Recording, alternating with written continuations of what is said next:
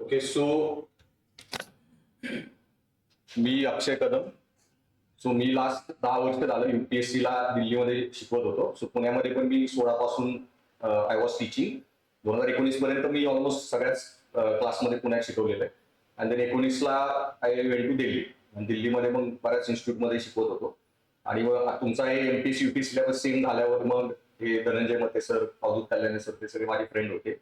त्यांनी सांगितलं इथिक्सची individual batches वगैरे करा, तुम्ही पुण्यात या वगैरे चालू करा. सो 23ला मी बॅचेस चालू केल्या आणि नंतर हे झालं, तुमचा सिलेबस पुढे गेल्यामुळे मग मी 2 वर्ष जोपर्यंत मी इथिक्सच्या 3 बॅच घेतल्या, SCच्या 2 बॅच घेतल्या आणि आताच्या राज्यसेवेसाठी मी कॅन्सर रायटिंग ही बॅच घेतली 2-2.5 महिने. त्याचं तुम्हाला बुकलेट दिलेलं आहे. सो ती जी आन्सर रायटिंगची बॅच आहे त्याच्यात जे पण क्वेश्चन मी डिक्टेट केलेले, त्याचे काय मॉडेल क्वेश्चन्स थोडेफार प्रिंट करून दिलेले. ऑलमोस्ट 150 क्वेश्चन क्लासमध्ये डिक्टेट केले आणि ती क्रॅश कोर्स कम आन्सर रायटिंग बॅच होती. सो मी तो टॉपिक पण शिकवत होतो आणि त्या क्वेश्चन अख्खा आन्सर रायटिंग पण करून देत होतो की मॉडेल आन्सर कसं लिहिलं पाहिजे. सगळे क्वेश्चन मी ऍज इट इज UPSC लेवलचेच डिक्टेट केलेले, जे पण UPSC प्रिव्हियसली आलेले ते सगळे क्वेश्चन आणि थोडेफार मग एखादा दुसरा माझा क्वेश्चन. सो पहिलं तरी मार्केटमध्ये इथं खूप चालू आहे की MPSC म्हणून काहीतरी पोरांना सोपंच येणार आहे आणि सोपे प्रश्न विचारतील. ते जुने पेपर काढून बघताय 2010ला जेव्हा डिस्क्रिप्टिव्ह होता. अरे सिलेबस त्याच्यासाठी बदललेला आहे. सो तुम्ही त्या अँगलनी जाऊ नका. आणि पहिली तरी गोष्ट जर तुम्हाला कोण हे शियन सांगत असेल की MPSC म्हणून काहीतरी सोपं करा, ओके, त्याच्या भानगडीत पडू नका. कारण UPSCची मुलं जेव्हा तुमचे सेम पेपर लिहिणार आहे, जरी प्रश्न सोपे आले ना तरी उत्तरामध्ये डिफिकल्टी लेवल वाढून जाते. तुम्हाला आईवर जर निबंध लिहिला लावला, 10वीचा पोरगा जो लिहिणार आहे, 12वीचा जो लिहिणार आहे, ग्रॅज्युएशनचा जो लिहिणार आहे, PG वाला जो लिहिणार आहे, फरक पडतो. सो तुमच्याही उत्तरात प्रश्न सेम आले, सोपे जरी आले, जे मला माहिती डेफिनेटली येणार नाही. आता मी का म्हणतोय, कारण मी मिझोरमला शिकवलेलं आहे, आसाममध्ये शिकवलेलं आहे, अरुणाचलला शिकवलेलं आहे, ओके, इव्हन मध्य प्रदेशमध्ये शिकवलेलं आहे. तिथलाही स्टेट सिव्हिल सर्व्हिसचा सिलेबस 8-10 वर्षापासून सेम UPSCचा. कालच ह्याचा आसामचा पण रिझल्ट लागला 4-5 दिवसापूर्वी, मिझोरमचा पण लागला. तिथले माझे 2 स्टुडंट सिलेक्ट झाले, जे माझी इथिक्सची इंडिव्हिज्युअल बॅच पण करत होते ऍपवर इंग्लिशमधून. तो त्यांचा मी व्हिडिओ पण टाकेन, त्यांनी मला बनवून दिलेला. सो पॉइंट इज, त्यांचे सगळे क्वेश्चन जे आहेत ना ऑलमोस्ट UPSC लेवल येतात. ओके, एखादा दुसरा सोपा प्रश्न टाकतात, पण त्याच्यामुळे काही भिवू नका. कारण आता माझी जी इथिक्सच्या बॅचची जी मुलं आहेत, UPSCच्या बॅचची जी मुलं आहेत, तर एकदा काय झालं इन्सिडेंट की एक मुलगी लेट आली क्लास आणि मग मी म्हणलं की एसे शिकवत होता आन्सर रायटिंग बॅच मध्ये, एसएची सेपरेट बॅच त्यांची ऑलरेडी झाली. मग मी तिला म्हणले की आता लेट आले, मला कोणतरी पाहिजे होतं एसे लिहून आणायचं. म्हणून मी तिला सांगितलं तू एसे लिहून आण, आणि तिला तो एसे लिहून आणला. तर माझा Telegram channel Darshani MPSC by Kadam sir, थोडं स्क्रोल करा, तिथं मी तो व्हिडिओ हे टाकलेला, तिचा एसे अपलोड केलेला. तो इतक्या भारी तिने लिहिलेला, त्यामुळं, आणि लिटरली UPSC लेवलच्या पोरांसारखा निबंध लिहिला की मी तो स्वतः टेलिग्राममध्ये शेअर केला. आणि मी पण ते जे तुम्हाला बुकलेट दिलं ना, त्याच्यात एक मॉडेल एसे जो क्लासमध्ये डिक्टेट केलेला आहे मी, तो दिलेला आहे. सगळे एसे पण मी रिफ्लेक्टिव्ह जे UPSC लेवल येतात तसेच क्लासमध्ये डिक्टेट केलेले सगळे. आणि तुम्ही, आणि लिटरली म्हणजे ही सगळी पोरं तुमच्यासारखीच आहेत, मग MPSC करणारी झेडपीच्या त्याच्यातली गावागावातली, पण ते तेवढे ट्रेन झाले. सो ते शिकवलं व्यवस्थित तसं पोरं आरामात करा. पण तुम्हाला सुरुवातीला कोणतरी सांगत असेल इझी करा, हे करा, त्याच्या भानगडीत पडू नका, तुमचे करिअर बरबाद व्हायचे त्या प्रोसेसमध्ये. ओके, सो मग आता आज माझं इथिक्स एक UPSC गाईड मध्ये पुस्तक पब्लिश झालेलं आहे. सो मी माझ्या मिसेसने लिहिलेलं, ते DCPA पुण्यामध्येच आहे, तिचा UPSC 2019 90 रँक आलेला. सो आमचं इंग्लिशचं पुस्तक होतं, तेच आम्ही मराठीत कन्वर्ट केलं आणि सेम ते पुस्तक as it is word by word मी मराठीत कन्वर्ट केलेलं. एक शब्द मी इकडं तिकडं केला नाही किंवा MPSCची पोरं म्हणून काहीतरी इझी शिकवा. ओके, सो बेसिकली त्याच अप्रोचने तुम्ही अभ्यास करा आणि शिकवणारा व्यवस्थित असेल ना, किती अवघड आलं तरी तुम्हाला टॉपिक करणार आहे. ओके, सो आज मी आता ही अजून करून तुम्हाला क्लासमध्ये शिकवणार आहे की तुम्हाला इथिक्स बेसिक माहित आहे. ओके, बेसिक थिअरीज वगैरे माहित आहे. आता त्या जर नसतील तर थोडा प्रॉब्लेम होऊ शकतो, कारण काय, 1 डे मध्ये रिव्हिजन करायचं. रिव्हिजनचा अर्थ आहे की तुम्हाला बेसिक माहिती आहे, अप्रोचने मी आता शिकवणार आहे. सो मग बेसिकली माझा दार्शनिक म्हणून प्लॅटफॉर्म आहे, जो मी मते सर स्वराजच्या बरोबर काढलेला, एसी इथिक्स आणि आन्सर रायटिंग मेन्सचा क्रॅश कोर्स, जे 3 मी मेजर घेणार होतो. पण नंतर मला मग UPSC गाईडमध्ये मी त्यांची UPSC बॅच घेत होतो. सो त्यांनी मग मला इथेच मर्ज व्हायची ऑफर दिली आणि as a equity partner and academic director. So आता UPSC गाईडचं सगळं टेक्निकल आस्पेक्ट जे आहे, सो त्यांच्या पुण्यातल्या ब्रांचेस आणि ऑल इंडिया ज्या पण ब्रांचेस आहेत, आय विल बी हँडलिंग. आणि पुण्यात स्पेशली म्हणजे माझं ऑफिस इथंच असल्यामुळे, आणि पुण्यामधल्या मग सगळ्या मराठीच्या बॅचेस इंटिग्रेटेड, आमची एमपीसीची इंटिग्रेटेड बॅच आहे, युपीएससीची आहे आणि सगळं टेक्निकल त्याचं पूर्ण I will be looking after आणि मी सगळं इथून त्यांचं हँडल करणार आहे. ऑल म्हणजे त्यांच्या काश्मीर, विजयवाडा सगळ्या ज्या ब्रांचेस आहेत त्या. So I join it as a equity partner and as a director. Okay, so basically then आता विल स्टार्ट. सो पहिला जो हाफ आहे ना, आपण 2-2.5 तास फिलॉसॉफी पार्ट करू, कारण फिलॉसॉफी पार्ट जास्त महत्वाचा आहे. भले सिलेबसमध्ये 3च टॉपिक आहेत फिलॉसॉफीचे, 3-4 टॉपिक मध्ये फिलॉसॉफी सेगमेंट आहे, मग सायकोलॉजी सेगमेंट मध्ये 8-10 टॉपिक आहेत आणि देन तुमचं ऍडमिनिस्ट्रेशन मध्ये पण बराच पार्ट आहे. तर ऍडमिनिस्ट्रेशनचा पार्ट जो आहे ना, ते तुम्ही फिलॉसॉफिकली पॉलिटी वगैरे थोडाफार पटकन समज, तासाभरात पण जरी शिकवला तरी. फिलॉसॉफीचा पार्ट खूप मोठा आणि इम्पॉर्टंट आहे. सो पहिल्या हाफ मध्ये आपण फिलॉसॉफीचा मेजर पार्ट घेऊ आणि सेकंड हाफ मध्ये मग तासाभरात सायकोलॉजी पार्ट तो छोटा आहे आणि मग तासाभरात आपला याचा ऍडमिनिस्ट्रेशनचा पार्ट असं. आणि थोडा वेळ लागला तर काय वाढवू पण तासभर, त्याचा काय प्रॉब्लेम नाही. आणि सेम वे आता जो इथिक्सचा आपला घेणार आहे तसंच मी नेक्स्ट सॅटरडे एसेचा रिव्हिजन बॅच घेईन. सो एसे कसा लिहायचा असतो एका तासामध्ये. सो ऑलरेडी माझी जी एसे रायटिंग बॅच होती त्याच्यामध्ये मी 20-25 दिवस एसे कसा लिहिता ते शिकवले. इंट्रोचे 4-5 प्रकार असतात, कन्क्लुजनचे 4-5 प्रकार असतात, एसी डिसॅग्री कसा करायचा किंवा एसीचं नेसेसरी सफिशियंट कॉजेस, चार्ट कसे ऍड करायचे, डायग्राम कशा ऍड करायचा. सो ऑलमोस्ट पहिले 10-20 दिवस तर मी फक्त 2-2 तास हे सगळे शिकवले, एसे कसा लिहायचा. आणि त्याच्यानंतर नेक्स्ट इश्यू असतो एसे लिहायचं काय, कंटेंट. ओके, मग त्याच्यात 8-10 थीम्स आहेत, त्याच्यात युपीएससी सारखं एसे विचारते, गांधींवर, महिलांवर, सायन्सवर, सायन्स रिलिजन वगैरे त्या सगळ्या थीम्स पुढच्या महिन्याभर शिकवल्या. आणि त्याच्यानंतर युपीएससीने जे मागच्या 20 वर्षात पेपरमध्ये एसे विचारलेत ना, ते सगळे एसे डिस्कस केले की हा एसे आला तर मग मी कसा इंट्रो केला असता, मी मेन बॉडीत काय लिहिलं असतं, मी कसा कन्क्लुजन केलं असतं. म्हणजे पोरांचे ते क्लासमध्ये 80-90 एसेचं प्रॅक्टिसच झालं आणि डायरेक्ट मग एसे दिला आणि एवढं सगळं झालं तुम्ही चांगला लिहू शकता. हे वन टाइम स्किल बेस्ड आहे. ओके, आणि ते जे मुलीचं सांगितलं एसे जे मी टाकलेला ते तुम्हाला पीडीएफ मध्ये पण एक मॉडेल एसे जो मी आन्सर रायटिंग बॅच मध्ये 5-6 एसेच डिक्टेट केलेले पूर्ण, त्यातला एक मी त्या ह्याच्यात टाकलेला पीडीएफ मध्ये. सो ते पार्ट तो बघून घ्या. सो पुढच्या सॅटर्डेला मी एसेचं घेईन आणि त्याच्या नेक्स्ट सॅटर्डेला आन्सर रायटिंग बद्दल टिप्स वगैरे कसं आन्सर रायटिंग फ्रेम करा वगैरे तो पार्ट. ओके, सो आज जर नाही झालं तर केस स्टडीचा पार्ट आहे ना, तो मी आन्सर रायटिंग वेळी वाटलं तर त्या सॅटर्डेला घेईन, म्हणजे 2-3 केस स्टडी मला घेता येतील. सो आज पहिले थिअरी इथिक्स पेपर काय तो समजून घेऊ. सो बेसिकली मग आता इथिक्स मध्ये आपला डिस्कशन करताना तुमचं इथिक्स किती व्यवस्थित झालं नाही झालं याचं मला जस्ट अनालिसिस करायला, तुम्ही किती गाळात आहे का तरंगताय वगैरे. आणि उत्तर लिहिताना पण तुम्ही उत्तर कसे फ्रेम करा ते खूप मॅटर करतं. मी सांगितलं क्वेश्चन केस स्टडी तुम्हाला वाटायला खूप सोपं आहे आणि इथिक्सला असंच अप्रोच चालू आहे पोरांचा, कोणी शिकवते का सेल्फ स्टडी करणे वगैरे ते का महागात पडू शकतं. जस्ट तुम्हाला एक्झाम्पल द्यायला. सो सुरुवातीला की सिंपल प्रश्नाला पण इथिक्सनी जर आन्सर लिहायचा असेल तर तुम्ही किती हाय लेवल लिहू शकता. ओके, दॅट पार्ट तुम्हाला जस्ट सांगायला. सो एक हायपोथेटिकल केस स्टडी एवढ्या सोप्या येत नाही, पण मी क्लासमध्ये अशा खूप घेतो की मुलांना ते ऍप्लिकेशन ओरिएंटेशन समजायला. सो एक हायपोथेटिकल केस स्टडी बघा की तुम्ही रोज ट्रॅव्हल करताय सार्वेट वरून हिंजेवरून आणि तुम्ही असं ट्रॅव्हल करताय जॉबसाठी. तुम्ही सकाळी निघाला आणि तुमची बस इथं थांबली टिळक रोडला. 4 लोक बसमध्ये आत चढले. एक मुलगा ज्याचा पायाला फ्रॅक्चर झालेला आहे तो आपल्या कुबड्या घेऊन आत चढला. एक प्रेग्नंट बाई आहे. एक बाई जिच्या त्याच्यामध्ये काय म्हणतात हे हातात बाळ आहे छोटं नवजात आणि एक म्हातारी. 4 लोक बसमध्ये चढले. बस पूर्ण फुल आहे. तुम्ही तुमची सीट देणार का? दिली तर कुणाला आणि का? आणि नाही देणार तर का नाही? 250 शब्दात उत्तर लिहायचे. सांग.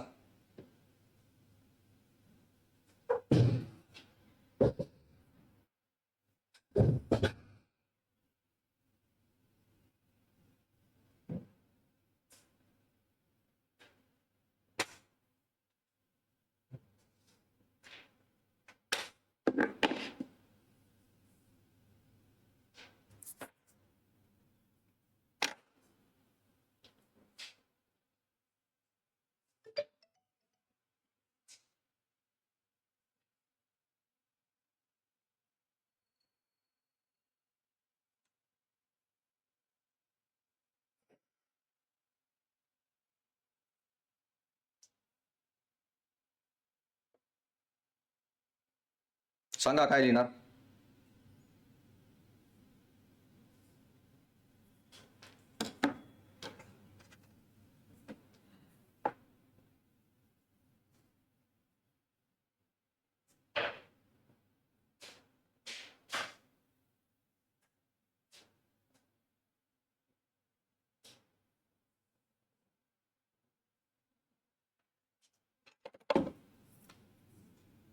आता हा जो बेसिक प्रश्न आहे ह्याच्यामध्ये मगाशी तुम्ही जे विचारत होते डॉक्टर की काही प्रश्नांचं उत्तर ऑप्शन असतात पण लिहायचं का नाही लिहायचं कळत नाही वगैरे. आता याच्यामध्ये युपीएससी असे प्रश्न काय विचारते की मी सीट देणार नाही. ह्या ऑप्शनला तुम्ही म्हणू शकत नाही मी सीट देणारच. इथं तुम्हाला नाहीचं पण उत्तर लिहावं लागतं आणि तुम्ही जे पण उत्तर लिहिणार आहे की नाही माझं ते नैतिक काम आहे आणि चांगला मनुष्य म्हणून मी दिलं पाहिजे हे ते असली उत्तरं जनरल लिहायची नाही.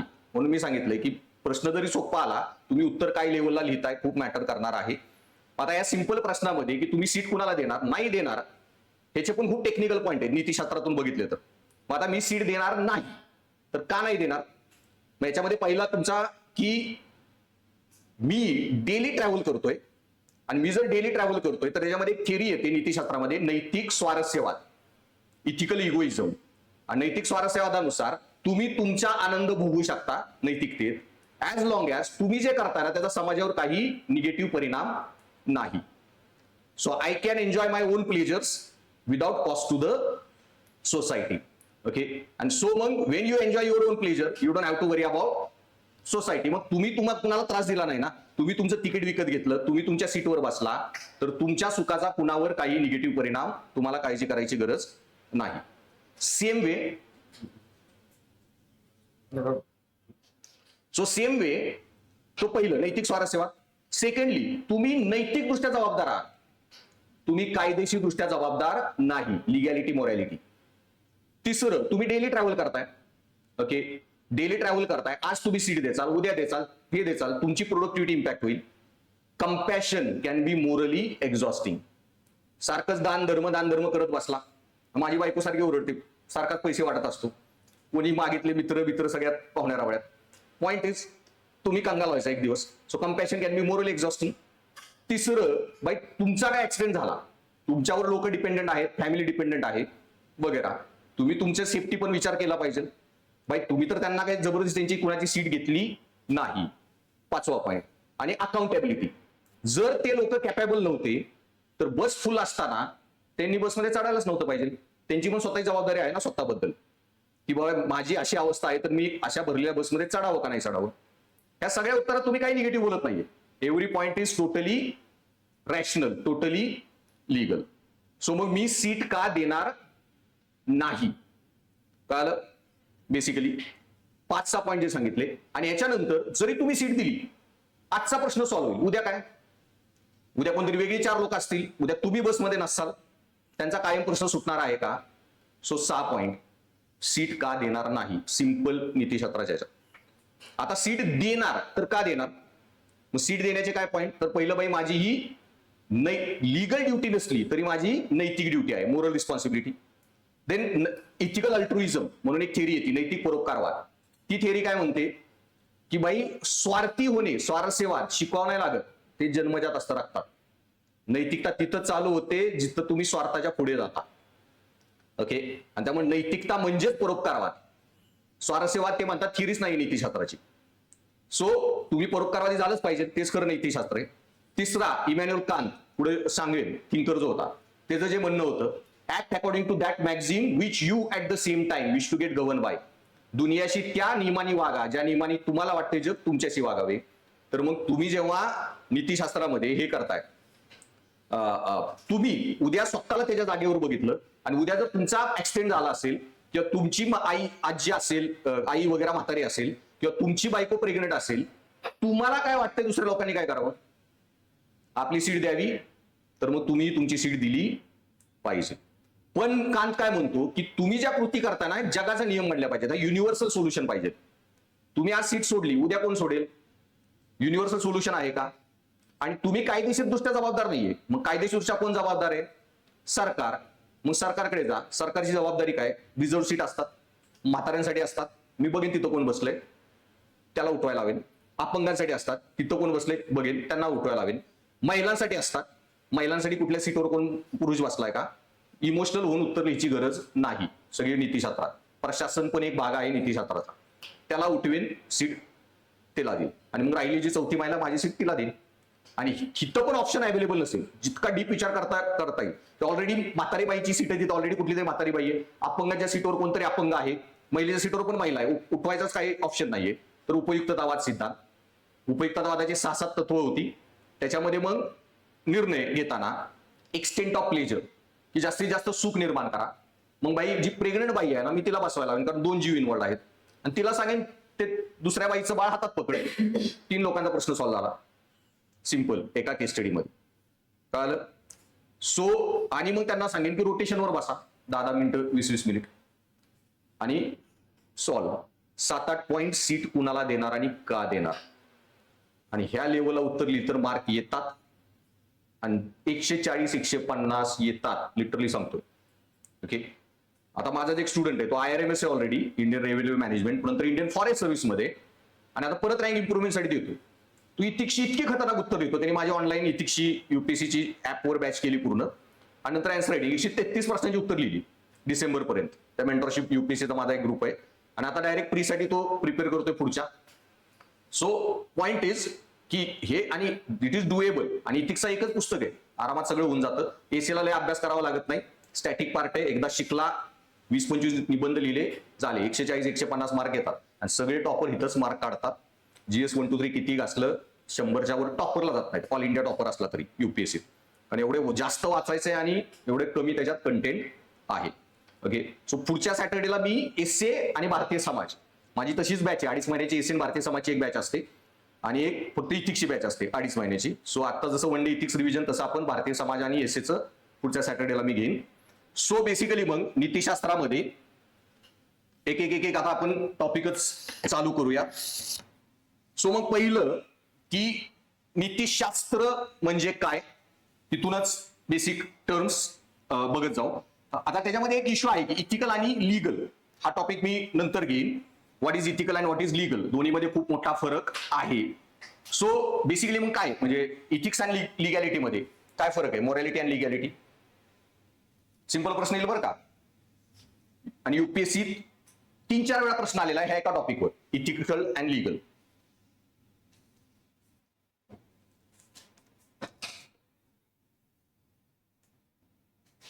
What is ethical and what is legal. तू मागचा फॅन बंद कर रे, तिथं असलं मग आलो त्या साईडला भिंतीच्या मध्ये. PC चालू आहे, थोड्या वेळात नॉर्मल मीटिंग.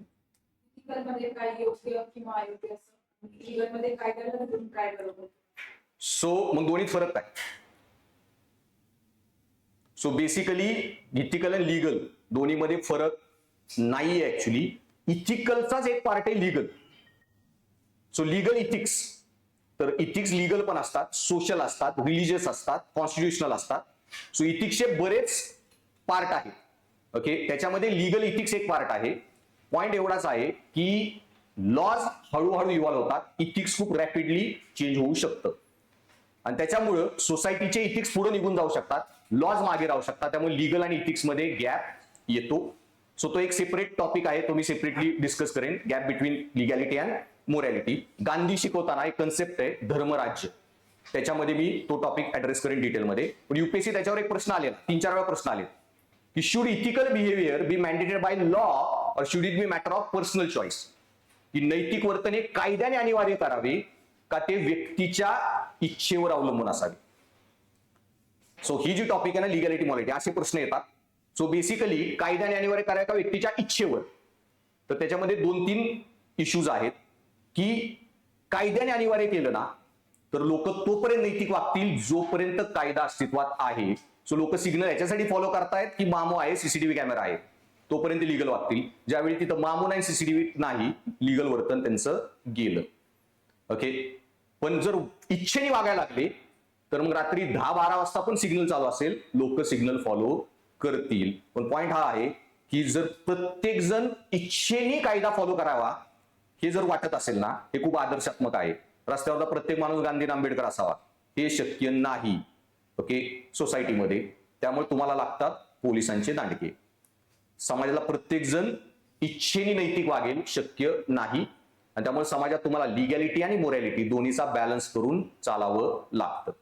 जे कारण लिगॅलिटीचा प्रॉब्लेम काय आहे की नुसते कायद्याने जर नैतिकता होत असेल वर्तन, तर जेव्हा कायद्याचं प्रेशर गायब, नैतिकता गायब. त्याच्यामुळे कायदा शाश्वत नाही, नीतिशास्त्र शाश्वत आहे, पण काय नीतिशास्त्र आदर्शात्मक आहे, कायदा प्रॅक्टिकल आहे, व्यावहारिक. दांडकं एक बसलं गप, हे 500 हजाराचे फाईन. इंडियातली लोक एवढे इथं पुण्यात सिग्नल ब्रेक करतात, निम्मे पुणेकर अमेरिकेत गेलो बघा सिग्नल फॉलो करतात. 1/3 सेकंड बी सिग्नल मोडला ना $300 फाईन येतो. ओके 2 सिग्नल मोडले तर पुण्याचं अमेरिकेचं तिकीट कव्हर होऊन जातं तेवढ्यात. तेवढे फाईन आहेत तिथे, कायद्यामुळं रूल्स फॉलो होतात.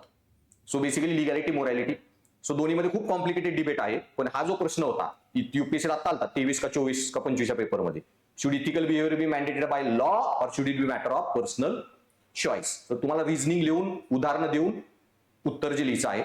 सो मग पहिलं तर आधी इथिक्स काय बघू, ही पुढची डिबेट आहे. मग इथिक्स काय आहे, तर इथिक्स तुमची तत्वज्ञानाची एक शाखा आहे. Okay so it is a branch of philosophy. तर फिलॉसॉफी काय आहे, फिलो म्हणजे lover and sophia Greek word आहे म्हणजे नॉलेज. ज्याला नॉलेजवर प्रेम आहे ना, नॉलेज आवडतं आणि तुम्हाला ज्ञान देणारी कुठलीही शाखा म्हणजे फिलॉसॉफी. आणि फिलॉसॉफीमध्ये मग तुमचे जे पण विषय वाचता ना आयुष्यात, तुम्ही जे पण तुमचे ऑप्शनल आहेत ना, ते सगळे येतात फिलॉसॉफीच्या खाली. मग फिलॉसॉफीत बरेच ब्रांचेस आहेत. त्याच्यामध्ये मग मेटाफिजिक्स म्हणजे फिजिक्स, केमिस्ट्री, बायो, जे भौतिक गोष्टींचं ज्ञान देतात, भौतिक बायोलॉजी, केमिस्ट्री वगैरे, ती एक ब्रांच येते फिलॉसॉफीची.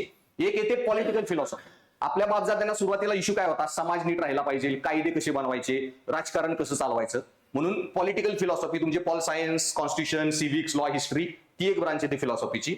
मग इपिस्टोमॉलॉजी, ज्ञान कसं मिळवायचं, ओके, आणि समाजाबद्दलचं ज्ञान म्हणजे तुमचे ऑप्शनल ह्युमॅनिटीचे अँथ्रो, सोशिओ, सायको, ते येतात तुमचे ज्ञानमीमांसा त्या ब्रांचमध्ये. मग येते तुमचे लॉजिक म्हणजे ज्ञान कसं मिळवायचं. ओके मॅथेमॅटिक्स विषय कशाचं ज्ञान देत नाही, पण दुसऱ्या विषयांचं ज्ञान घ्यायला मॅथेमॅटिक्स लागतो. सो मॅथेमॅटिक्स पण एक येते फिलॉसॉफीची एक ब्रांच. दुसऱ्या विषयांचं ज्ञान घेण्यासाठी आधी ह्या विषयाचं ज्ञान तुम्हाला पाहिजे. मग येते तुमचे नीतिशास्त्र आणि एक येते एस्थेटिक, सौंदर्यशास्त्र. सौंदर्यशास्त्र म्हणजे तुम्हाला सौंदर्याबद्दलचं ज्ञान, डान्स, म्युझिक, ड्रामा, आर्ट, ती म्हणजे सौंदर्यशास्त्र. आणि मग फिलॉसॉफी, तत्वज्ञानाची एक शाखा जे तुम्हाला फक्त एकाच गोष्टीचं ज्ञान देते, काय योग्य आणि काय अयोग्य. सुयोग्य अयोग्याचं ज्ञान देणारी शाखा म्हणजे नीतिशास्त्र. काहीच नाही आठवलं तरी डिप्रेशन लिहून टाकायची. तत्वज्ञानाची जी एक शाखा जी योग्य अयोग्याचं ज्ञान देते ते म्हणजे नीतिशास्त्र. ही लई सिंपल डेफिनेशन झाली, पण तुम्हाला मी जी देईन पुढची डेफिनेशन तीच लिहायची, कारण ती खूप महत्वाची आहे. ओके आणि हे जे 3 आहेत ना गोष्टी, ह्याच्यावर भारताने खूप फोकस केला. लॉजिक, तर्कशास्त्र, नीतिशास्त्र आणि सौंदर्यशास्त्र. ह्यालाच आपण जे म्हणतो, शंकराचं नाव सत्यम, शिवम आणि सुंदरम. सो ट्रुथ काय आहे, लॉजिक, सत्य, शिवम म्हणजे काय नैतिक आहे वगैरे, आणि सुंदरम दॅट इज सौंदर्य शास्त्र. सो बेसिकली मग इथिक्स काय तुम्हाला सांगितलं. आता जर व्याख्या विचारली ना, मी इतक्या थिंकरच्या एवढ्या व्याख्या वाचल्यात ना, तुमच्याही काही तुम्ही वाचल्या असतील तर त्या सोडा आणि हीच व्याख्या नीतिशास्त्राची रटायची आणि हीच लिहायची. का, कारण हे व्याख्या इतकी भारी आहे ना, त्याच्यात नीतिशास्त्राची पूर्ण संकल्पना देण्यात दिलेली आहे. ओके तुम्ही काही लिहित वाचण्यात वेळ घालवू नका, फक्त पुढं वाचन ऐका. ओके लिहिण्यात काही पॉईंट नाहीये. आणि नंतर माझं युपीएससी गाईड मध्ये पुस्तक आहे, 250 रुपयात इथं मिळेल होतं, बाहेर 350ला, ते घेऊन जा. सगळं पुस्तक आज जे मी रिवाइज करणार आहे आणि नंतर घरी वाचा. ओके सो पण आता फक्त कन्सेप्ट ऐकून घ्या. लिहित वाचतात मी पुढे सांगितलं, तुमचं काय तर राहून गेलं, काहीच करू नका, जस्ट लिसन. ओके सो मग नीतिशास्त्राची जॉन डेक फिलॉसॉफरने दिलेली व्याख्या काय बघा, की नीतिशास्त्र म्हणजे तत्वज्ञानाची एक शाखा आहे, आताच मी सांगितलं तुम्हाला, जी जीवनात कोणते चांगले वाईट उद्दिष्टे साध्य करावीत यासोबत संबंधित आहे. जीवनात काय चांगलं आणि काय वाईट हे सांगणारी नीतिशास्त्राची एक शाखा म्हणजे नीतिशास्त्र. हा एक पार्ट झाला. पुढचा पार्ट खूप महत्वाचा आहे, साध्य करावी यासोबत संबंधित आहे, म्हणूनच हे व्यवहारिक शास्त्र आहे. हा प्रश्न खूप इम्पॉर्टंट आहे, सेपरेट तुम्हाला प्रश्न येईल नीतिशास्त्र. नीतिशास्त्र म्हणजे काय, एक व्यवहारिक शास्त्र आहे का. ओके, किंवा नीतिशास्त्राला व्यावहारिक शास्त्र बनवू शकतो का किंवा आहे नाही वगैरे. सो व्यावहारिक शास्त्र म्हणजे काय, ह्याच्यामध्ये खूप डिबेट झालेले आहेत नीतिशास्त्रात. व्यावहारिक शास्त्र दोन शास्त्र असतात, एक संकल्पनात्मक थेरॉटिकल आणि एक practical physics. Theoretical physics, practical physics. आता क्वांटम मेकॅनिक्स थेरॉटिकल आहे, त्याचा काय आपल्याला उपयोग आहे का, अजून तरी ऍप्लिकेशन आहे का त्याचं काय, नाही. पण नीतिशास्त्रात जर नुसत्या थेरॉटिकल चर्चा असतील, देव असतो का नाही, नैतिकतेसाठी देवाची गरज आहे का, एखादा देवाला मानत नसेल तर तो अनैतिक झाला का, नैतिकता कुठून जन्माला येते वगैरे, नुसत्याच ह्या चर्चा आहेत. सगळ्या चर्चा करताय पण समाजात सगळी निगेटिव्ह गोष्टी चालू आहेत, पाप चालू आहेत. सो 8-10 लोक युनिव्हर्सिटीमध्ये बसून तत्वज्ञानावरची चर्चा करत असतील आणि समाजामध्ये सगळी गुन्हेगारी आणि सगळे वाईट प्रकार असतील, तर तुमच्या तत्वज्ञानाच्या चर्चेचा काही फायदा नाही. नीतिशास्त्राचा तर तेव्हाच उपयोग आहे जेव्हा तुम्ही चांगला समाज घडवू शकता. आणि भगवद्गीतेत कृष्ण अर्जुनाला काय सांगत होते, अर्जुन म्हणता एवढी लोक मारण्यापेक्षा माझ्या बायकोचा बदला घ्यायचा, तर मी अपमान सहन करतो बायकोचा जे झालं ते, पण एवढे लोक मारणं मला योग्य वाटत नाही. मी आपल्या जंगलात जाऊन तपश्चर्या करतो, मोक्षच मिळवायचा आहे. तर कृष्णाने जे सांगितलं, ये युद्ध किए बिना तुम्ही शांती नाही मिल सकती. तुझे कर्तव्य आहे, कर्म आहे, आणि तुझी जबाबदारी एक राजा म्हणून समाजात मोरल ऑर्डर राहणे. आणि ही लढाई तुझी नवरा म्हणून नाही, द्रौपदीचं वस्त्रण झालं म्हणून नाही, आणि तुझ्या घरातल्यांनी केलं म्हणून युद्ध नाही करणार म्हणून पण नाही. ती द्रौपदी असते का दुसरी कोण बाई असते, आणि समोर करणारे तुझ्या घरातले असते का दुसरे कोण असते, तुझं कामच आहे चुकीचं झालंय लढणं. आणि तू जर आता लढाई नाही केली तर समाजावर जो वाईट परिणाम होईल, समाज जो पुढे कोलॅप्स होईल, ती सगळी पापं तुझ्या डोक्यावर असतील, कारण तू लढला नाही आणि तू तसाही पण नरकातच जाशील. कुठली तपश्चर्या कर, काही कर. सो तुमची कर्म करणे, चांगला समाज घडवणे हे खूप गरजेचं आहे. नीतिशास्त्राविषयी ते नाही घडवू शकला त्याचा उपयोग नाही. म्हणून नीतिशास्त्र काय आहे, व्यावहारिक शास्त्र. ओके, ते व्यावहारिकच असलं पाहिजे, नैतिकता शिकवता आली पाहिजे, चांगला समाज घडवता आला पाहिजे. आणि हे बुद्धा महावीर सगळ्यांनी केलं की समाजाला मूल्य द्या आणि मूल्य शिक्षण घडवून आणा. आणि त्याच्यानंतर पुढे व्याख्या काय म्हणते, ज्याचे प्रमुख उद्दिष्ट, याच्यावर सेपरेट प्रश्न येईल, इम्पॉर्टंट कन्सेप्ट आहे, हे ठरवणे आहे की एखाद्याने आपले जीवन कसे जगलेच पाहिजे आणि जीवनातील आचरणात कोणत्या कृती करायलाच हव्यात. ओके, सो कोणते उद्दिष्ट, एखाद्याने आपले जीवन कसे जगलेच पाहिजे, हाऊ वन ऑट टू लिव्ह. ह्याच्यात स शब्द खूप महत्वाचा आहे नीतिशास्त्रात, पुढे कळत जाईल तुम्हाला. जगलेच पाहिजे, ऑट. आणि ह्याला नीतिशास्त्रात तुमचा पॉल सायन्स मध्ये पण थिंकर आहे डेव्हिड ह्यूम, त्याने कन्सेप्ट दिलेला इज ऑट गॅप ऑफ मॉरॅलिटी. सो सांगितलं ना, नीतिशास्त्र एक पूर्ण टेक्निकल विषय आहे बरं का. आणि इथं काय चाललंय मार्केटमध्ये, पॉलिटीचे मास्तर नीतिशास्त्र शिकवतात, कारण ते ऍडमिनिस्ट्रेशन वगैरे गव्हर्नन्सचा पार्ट आहे म्हणून. दोन्ही पूर्ण वेगळी उत्तर येतात. एक प्रश्न तुमचा पॉलिटिकल सायन्स मध्ये आला, पॉलिटीच्या पेपरमध्ये पूर्ण उत्तर वेगळं असतं. इथिक्स मध्ये आला, उत्तर पूर्ण वेगळं पाहिजे. जे इथिक्सच्या पेपरला पॉलिटीचा पेपर बनवतात ना, 80-90 वर अडकतात, 100 वर अडकतात. 140 जायचं असेल पूर्ण वेगळी उत्तर आहे, ते तुम्हाला पुढे कळत जाईल इश्यू कसे अनालाइज करायचे. सो आता जसं सांगितलं मी सिंपल, आता हाच बसमध्ये आलाय तुम्ही नुसत्या पॉलिटिक्सने उत्तर दिली, ओके, लिगल काय, हे काय, ते काय, 4-5 मार्क मिळतील. 10-12 पाहिजे असतील 20 पैकी तुम्हाला इथिक्सच्या थेरीजच्या द्यायच्या. आता हे इज ऑट गॅप, डेव्हिड ह्यूमने एक कन्सेप्ट दिला. तर इज ऑट गॅप म्हणजे काय, की समाजात काही चाललं आहे, काय होत आहे, आणि समाज कसा असला पाहिजे. सो काय होतंय आणि कसा असला पाहिजे, काय चाललंय वर्णन समाजात, आणि कसा असला पाहिजे आदर्शात्मक, या दोन वेगळ्या गोष्टी असतात. सो समाजामध्ये गुन्हेगारी होते म्हणून गुन्हेगारी बरोबर ठरत नाही. ओके, आणि तुम्ही पण समाजात भ्रष्टाचार चालू आहे म्हणून भ्रष्टाचार योग्य ठरत नाही. समाजात काय घडतंय नीतिशास्त्राला घेणं देणं नाही. मग समाजात सती प्रॅक्टिस चालू होती म्हणून ती योग्य ठरत नाही. नीतिशास्त्राला काय घेणं देणं आहे, समाज कसा असलाच पाहिजे, ऑट, आदर्शात्मक स्थिती. म्हणून नीतिशास्त्रात इज ऑट गॅप ऑफ मोरॅलिटी तो म्हणतो की इज ऑट गॅप म्हणजे समाज कसा आहे की समाजात सर्व लोक चोरी करतात, त्याच्यावरून तुम्ही हे ठरवू शकता की चोरी बरोबर आहे. समाजात सर्वमान्य गोष्टी असतील त्याला आपल्याला घेणं देणं नाही. सेम फिजिक्स मध्ये लोकांना वाटत होतं पृथ्वी गोल आहे, फ्लॅट आहे, करोडो लोकांना वाटत होतं. करोडो लोक मिळून मूर्ख असू शकतात, कोपर्निकसने जे प्रूव्ह केलं. सो करोडो लोकांना काय वाटतं म्हणून नैतिकतेत योग्य आहे ठरत नाही. नैतिकतेत योग्य आहे कशाला ठरतं, सुप्रीम कोर्टच्या जजेसला काय वाटलं, तुम्हाला आवडू किंवा न आवडू, समाजाच्या आवडण्या निवडण्यावरच नीतिशास्त्र ठरत नाही. सो नीतिशास्त्र विषयाचा मुख्य उद्देश काय आहे, चांगला समाज घडवणे, व्यावहारिक दृष्टिकोन. आणि करताना काय करायचं, लोकांना हे शिकवणं की त्यांनी जीवन कसे जगलेच पाहिजे, तुला आवडू किंवा नवडू तू असाच. ओके, तुझी इच्छा असो नसो तरी असाच जग. तुला सिग्नल फॉलो करायचा आवडत असेल नसेल घेणं देणं नाही, सिग्नल फॉलो करावाच लागेल. सो कसे जगलेच पाहिजे आणि जीवनातील आचरणात कोणत्या कृती करायलाच हव्यात. सो या एका डेफिनेशन मध्ये 3 कॉन्सेप्ट होतात आणि तुम्हाला सेपरेट विचारतील की नीतिशास्त्र हे आदर्शात्मक शास्त्र आहे का, ते एक व्यवहारिक शास्त्र आहे का, किंवा नीतिशास्त्रातील तथ्य आणि आवश्यकता यामधील दरी स्पष्ट करा. तर तथ्य म्हणजे काय, समाजात जे घडतंय. आवश्यकता म्हणजे काय, समाज कसा असला पाहिजे. ओके, आणि या दोन्हीमध्ये खूप मोठा गॅप असतो. घडतंय त्याच्यामुळे काय योग्य आहे ते ठरत नाही. ओके, सो मग भारताला स्वातंत्र्य मिळालं, मुस्लिम लोकांना पाकिस्तान मिळाला म्हणून भारत हिंदू राष्ट्र बनणे. ओके, लोकांना वाटत असेल म्हणजे योग्य असेल याची गॅरंटी नाही.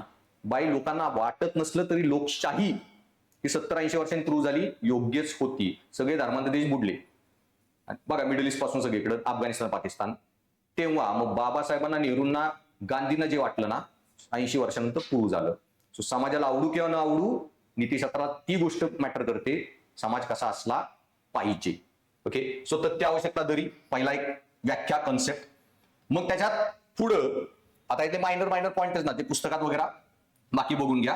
आणि नीतिशास्त्र नीतिमत्तेमध्ये मग नीतिशास्त्र नीतिमत्ता ह्याच्यात काय फरक आहे.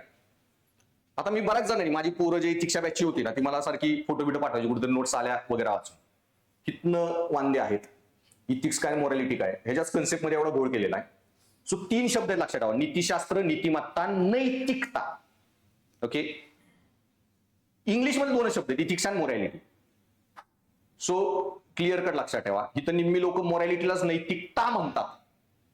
ओके, सो नैतिकता पूर्ण वेगळा शब्द आहे, नीतिमत्ता. सो इथिक्स आणि मॉरॅलिटी काय फरक आहे, नीतिशास्त्र नीतिमत्ता. सी, हे मी नाही ठरवू शकत, एक व्याख्या दिलेल्या आहेत अरिस्टॉटल वगैरे, त्या व्याख्या ठरवणारे दोन्हीमध्ये काय फरक आहे.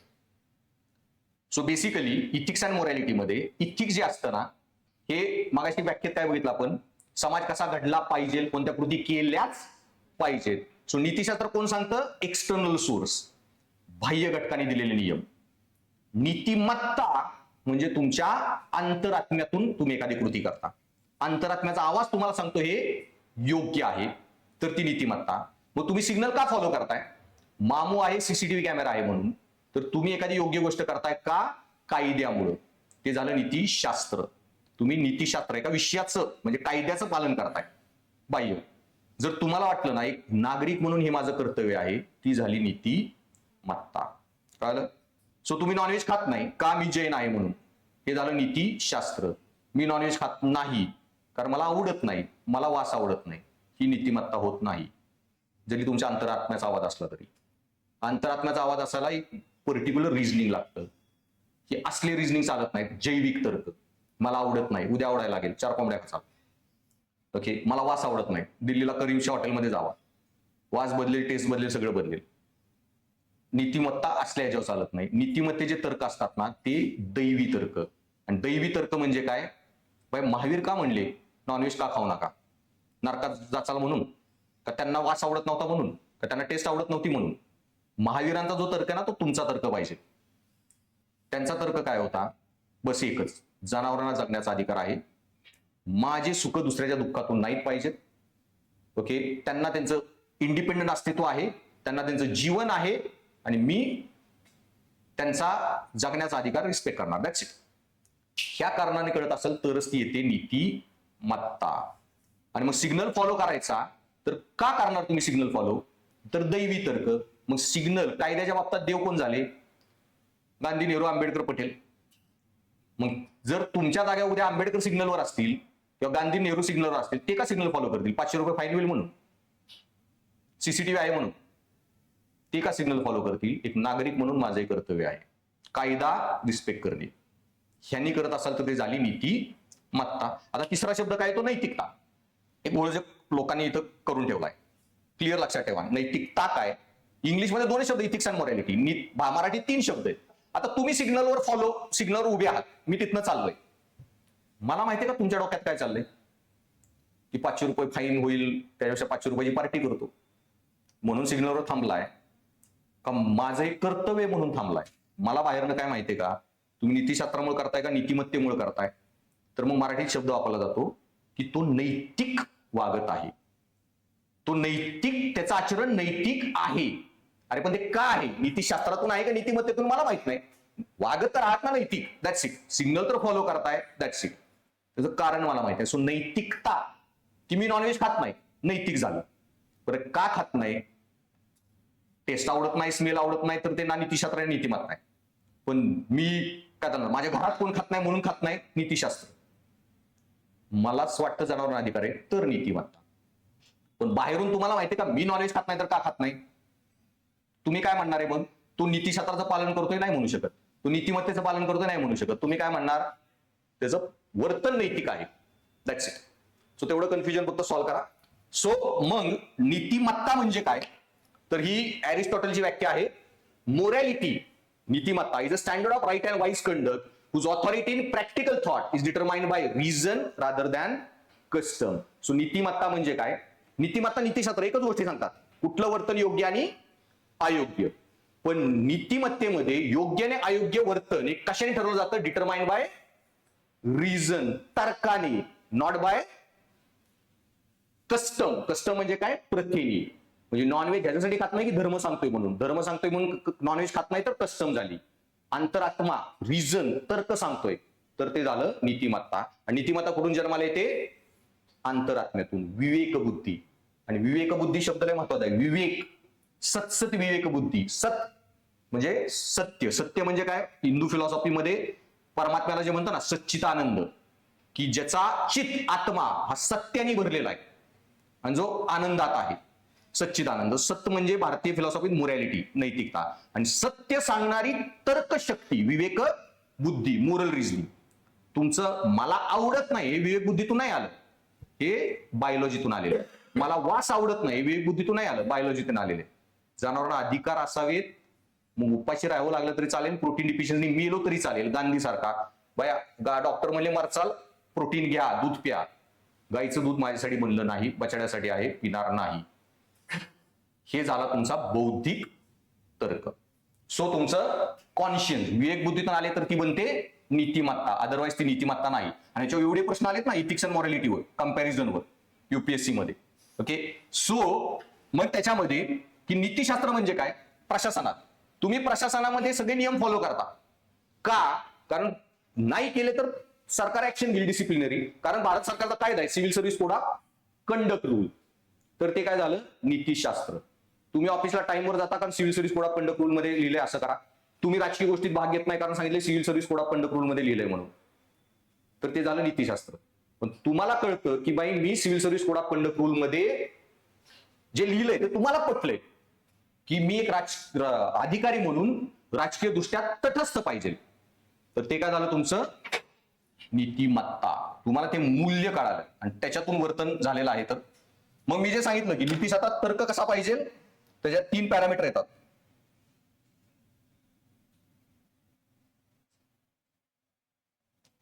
एक शाश्वत तर्क, ईश्वरी तर्क, सार्वत्रिक तर्क. जैविक तर्क नीतिशास्त्रात येत नाही. जैविक तर्क म्हणजे मग जे सांगितलं, मला टेस्ट आवडत नाही, स्मेल आवडत नाही वगैरे. तुमचा तर्क कसा पाहिजे? दैवी. दैवी म्हणजे काय? ईश्वरी. की बाई एखादी गोष्ट तुम्ही ते दैवी लोक का म्हणले, बुद्धा महावीरा का म्हणले, कृष्णा का म्हणले, ओके, प्रभू राम का म्हणले, गांधी, नेहरू, आंबेडकरांनी का सांगितलं असं वागा, ओके, ते तुम्हाला अवगत झालं असेल. म्हणजे त्यांचं मन तुमच्या अंतरात्म्याचा भाग बांधला. तर ते झालं दैवी ईश्वरी तर्क. आणि तुमचा तर्क शाश्वत पाहिजे. शाश्वत म्हणजे काय?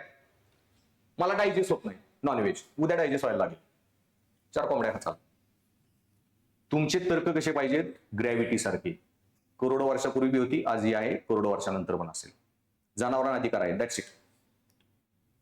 करोडो वर्षापूर्वी होते, आजही आहे, नंतरही असतील. गुलामगिरी चुकीची आहे. करोडो वर्षापूर्वी, हजारो वर्षापूर्वी होत होती, पण चुकीची होती. आज होत नाही, चुकीचीच आहे. उद्या परत गुलामगिरी येऊ शकते, तेव्हा ही चुकीची असेल. तुमचा तर्क काय पाहिजे? शाश्वत. आणि कसा? सार्वत्रिक. बाई गुलामगिरी भारतात चुकीची, अमेरिकेत चुकीची, युरोपमध्ये चुकीची, मिडल ईस्टमध्ये चुकीची, हिंदू धर्मात चुकीची, इस्लाममध्ये चुकीची, ख्रिश्चनिटी चुकीची. चूक म्हणजे चूक. एखाद्या धर्मात लिहिलं जरी असेल की गुलामांना असं वागवा, तर बाई तो धर्म चुकीचा. गुलामगिरी चुकती, चूकच. तर्क सार्वत्रिक. आणि ह्या तर्काने तुम्ही गोष्ट करत असाल तरच ती येते नीतिमत्ता. मग नेक्स्ट क्वेश्चन येतो की नीतिशास्त्र, नीतिमत्ता तुम्ही शिकता कुठून?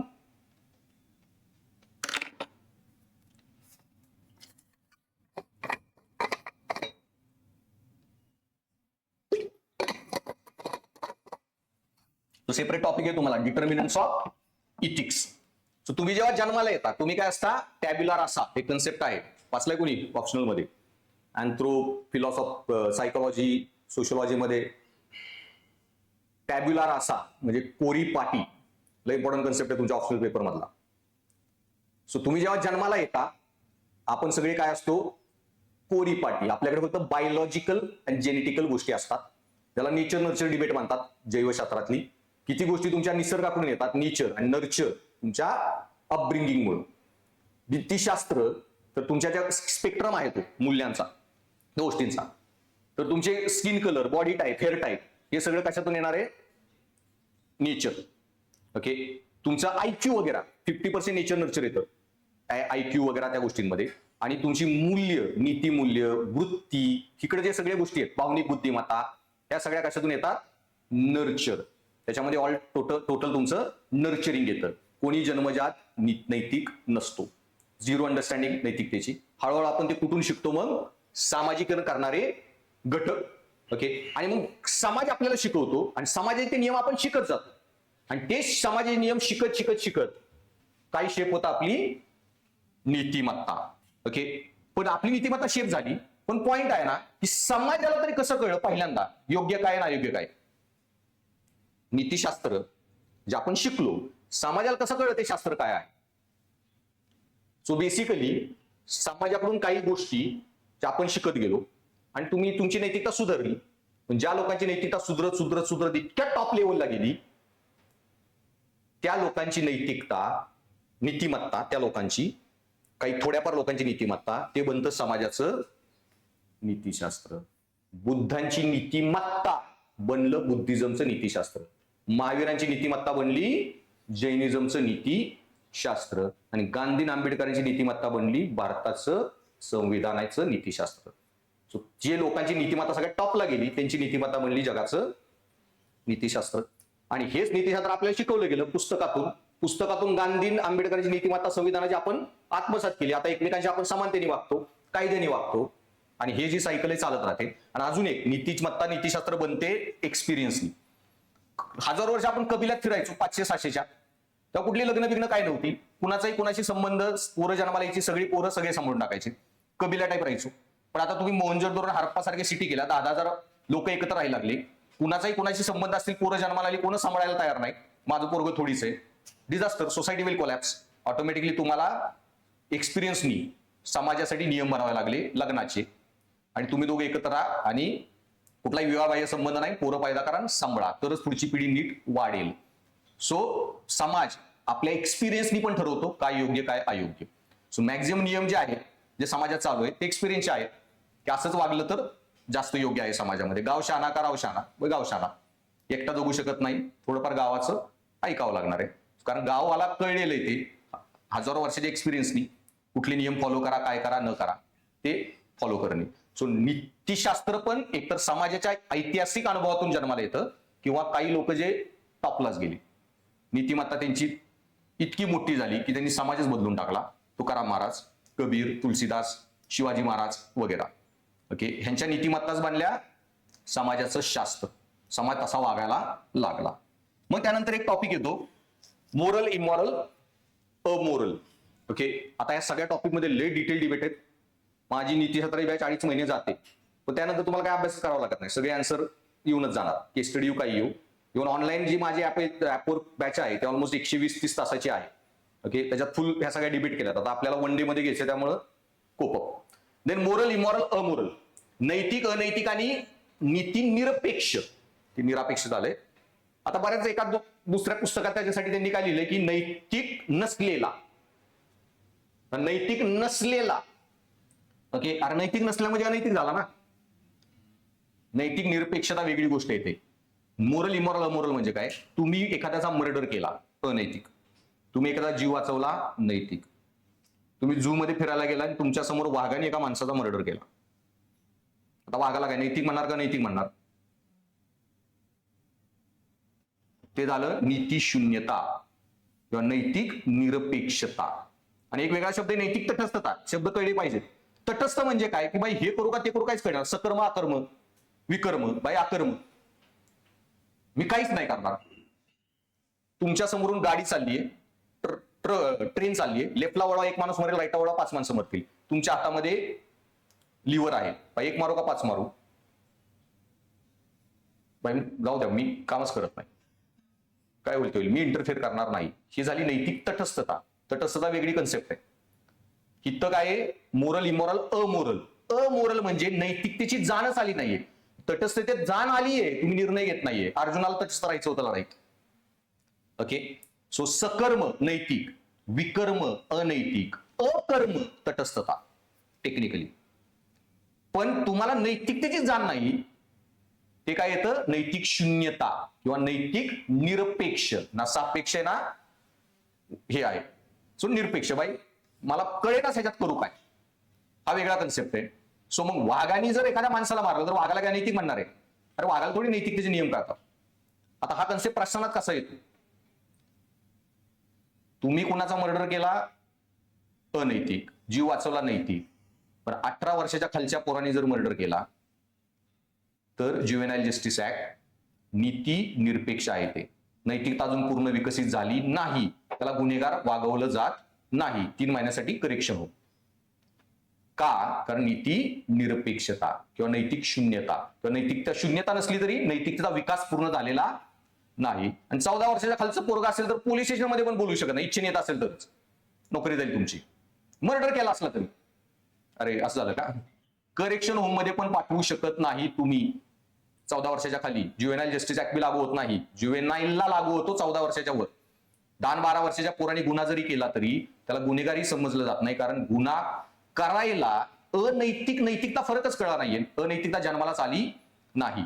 आणि गुन्हेगाराला पण तुम्ही जेव्हा एखादी गोष्ट घडवून आणताय, एखादा गुन्हेगार घडवून आणतोय, पॉइंट हा आहे की त्या पोराला किंवा त्याने एखादं स्टेटमेंट जरी दिलं कोर्टात, तुम्ही त्याचं क्रॉस एक्झामिनेशन वगैरे पण करू शकत नाही. भाई त्याला अनैतिक बोलायची पण काही गरज नाही. ते जे बोलत पण आहे ना त्यात त्याला नैतिक अनैतिक काय स्वार्थच नसतो. 10-12 वर्षाचं पोरग म्हणतोय म्हणजे त्यांनी फोन केला ना किंवा पोलीस आले घरी आणि लहान पोराला विचारलं की वडील मारतात काय, पोरग हो म्हणलं ना, डायरेक्ट अमेरिकन युरोपमध्ये बस घेऊन जातात.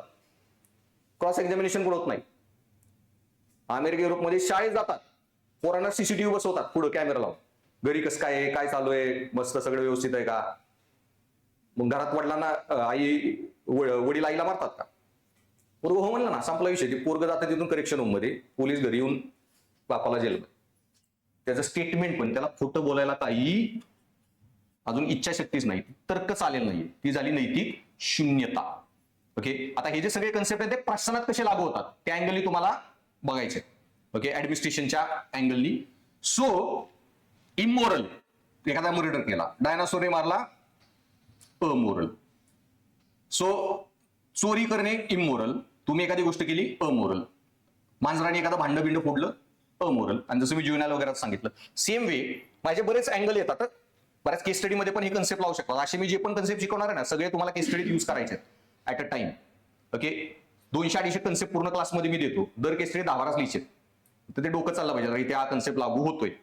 आता त्याच्यामध्ये मग हे जे सोनोग्राफी तंत्रज्ञान, आता सोनोग्राफी तंत्रज्ञान एखादा डॉक्टर त्याचा वापर करून गर्भलिंग निदान करत असेल अनैतिक. बाळाची वाढ चांगली झाली का नाही बघायला वापरत असेल नैतिक. पण ते तंत्रज्ञान विकसित करताना त्याचा पुढे काय वापर होणार आहे हे न बघता वैज्ञानिक जे विकसित करतो की भाई मला फक्त तंत्रज्ञानाचा विकास करायचा आहे, आता लोक पुढे त्याचं काय करतील त्याचं घेणं देणं नाही. वैज्ञानिकाचा दृष्टिकोन काय? नीती शून्य किंवा नीती निरपेक्ष. सो मेरी क्युरीनी न्यूक्लिअर बॉम्ब रेडिओ ऍक्टिव्हिटी शोधली, ती नीती शून्य होती. त्याचा तुम्ही अणुबॉम्ब बनवला, त्याच्यात पण नीती शून्यता आहे. आता अणुबॉम्ब माणसांवर टाकला अनैतिक, तुम्ही एखादा ऍस्ट्रॉइड हवेतला उडवला नैतिक. ओके, पण वैज्ञानिकांच्या डेव्हलप केलं तो नीती शून्य झाला. कळलं? त्यात तुम्हाला काय घेणं देणं नाही नैतिक अनैतिकच्या बाबतीत. सो हा कन्सेप्ट बऱ्याच वेळा यूज होतो, मोरल इमोरल अमोरल. देन हा एक ऍडमिनिस्ट्रेटिव्ह इथिक्स मधला टॉपिक आहे, पण तो फिलॉसॉफीत आधी येतो, शिकायची गरज असते की नैतिक मार्गदर्शनाचा स्रोत म्हणून सत्सद विवेक बुद्धी, अंतर आत्मा काय?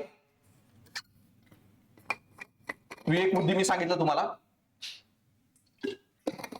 तर याच्या रिलेटेड दुसरा कन्सेप्ट मला शिकवायचा आहे की तुम्हाला फिलॉसॉफीत हा एक ऍडमिनिस्ट्रेशन मध्ये आज सिलेबस मध्ये टॉपिक आहे laws rules regulation and conscience as a source of ethical guidance. कायदे नियम नियमन आणि ओके तुमचा सत्सद विवेक बुद्धी नैतिक मार्गदर्शनाचा स्रोत म्हणून. आता हाच टॉपिक आहे जो प्रश्न मगाशी पहिल्यांदा मी सांगितला ना की should ethical behaviour be mandated by law or should it be matter of personal choice. नैतिक वर्तनिक कायद्याने अनिवार्य करावे लॉज रूल्स रेग्युलेशन का नैतिक मार्गदर्शनाचा स्रोत म्हणून कायदे नियम नियमन का अंतरात्मा. त्याच्यावर हा प्रश्न आलेला युपीएससी. सो सेम पण अंतरात्मा काय असतो फिलॉसॉफीचा पार्ट आहे इथं बघू. कायदे नियम नियमन प्रशासकीय नीतीशास्त्रात बघू ब्रेक नंतर. सो अंतरात्मा. आता अंतरात्मा हा जो पार्ट आहे त्याच्यामध्ये मग दोन कन्सेप्ट येतात. सो अंतरात्मा मी काय सांगितलं सत्सद विवेक बुद्धी की नुसती बुद्धी तर IQ म्हणतो सीसॅट पेपरसाठी जे लागते ना ती नुसती बुद्धी झाली पझल सोडवणे वगैरे. नैतिक बुद्धी म्हणजे येतं मोरल रिझनिंग की 5 माणसं मारू का 1 माणसं मारू हे सामाजिक दृष्ट्या योग्य आहे का नाही कायदेशीर दृष्ट्या योग्य आहे का नाही हे करण्याची तर्कबुद्धी आली तर त्याला काय म्हणतो मोरल रिझनिंग. त्याला प्लेटोचे 4 कार्डिनल व्हर्च्यू आहेत विजडम किंवा प्रुडन्स जस्टिस करेज टेम्परन्स. ते प्रुडन्स जे म्हणतो ना तो म्हणजे विवेकबुद्धी. प्रुडन्सची व्याख्या काय प्लेटोची कोणती कृती करण्याच्या अगोदरची नैतिक तर्क राईट रिझनिंग बिफोर ऍक्शन. कुठली ऍक्शन करण्याच्या बरोबर जे रिझनिंग करता आलं ना तुम्हाला नैतिक ते तर प्रुडन्स. ते प्रुडन्स म्हणजेच विजडम म्हणजेच भारतीय फिलॉसॉफीमध्ये विवेकबुद्धी. सो 2 बुद्धी येतात एक IQ अनालिटिकल नैतिक बुद्धी विवेक आणि त्याला हायर लेवल शब्द म्हणजे सत्सद विवेक बुद्धी की नैतिक तर्क करण्याची क्षमता म्हणजे विवेकबुद्धी जी तुम्हाला कशाचा शोध करून देणार आहे सत्याचा. सो सत्यापर्यंत पोहोचवणारी आणि सत्य इंडियन फिलॉसॉफीमध्ये सत्य म्हणजे गॉडच्या अँगल येतं धर्म नैतिकतेच्या. सो नैतिकतेपर्यंत घेऊन जाणारी सत्यापर्यंत घेऊन जाणारी विवेकबुद्धी म्हणजे सत्सद विवेकबुद्धी किंवा आपल्या ह्याच्यात अंतरात्मा किंवा विवेकबुद्धी बेसिकली. सो मग त्याच्यात 2 कन्सेप्ट येतात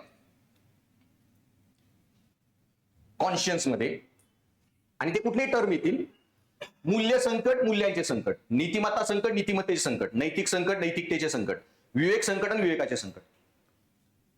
त्यात कुठली गोष्ट चांगली आणि वाईट आहे.